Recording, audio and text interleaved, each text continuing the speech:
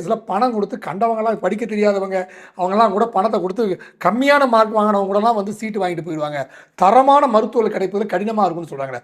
அப்போ இந்த விஷயம் பார்க்கும்போது அந்த விஷயம் இன்னும் மோசமாக இருக்கே சார். நீங்கள் சொல்கிற 100க்கு 100 நான் ஆதரிக்கிறேன் சார். நான் நீட்டுக்கு எதிரானவன் இல்லை.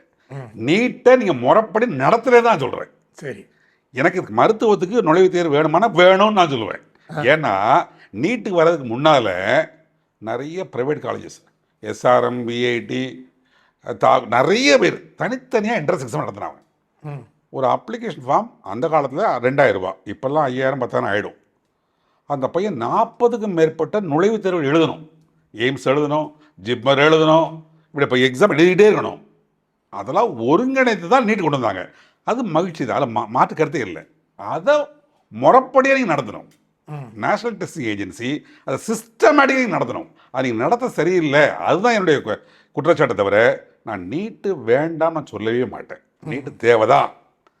நீட்டுங்கிறது நிறைய ப்ரைவேட் ஸ்கூல்ஸில் என்ன பண்ணுறாங்க இன்றைக்கி கமர்ஷியல் ஆகிடுச்சு. எங்கேயாவது 11th அட்மிஷன் போனீங்கன்னா நீட் கோச்சிங், ஜேஇ கோச்சிங் அதில் போட்டிருப்பாங்க. ஒரு நேம் போட்டு 720 அவுட் ஆஃப் 720. பேரண்ட்டும் உடனே அப்படியே பார்த்தோன்னே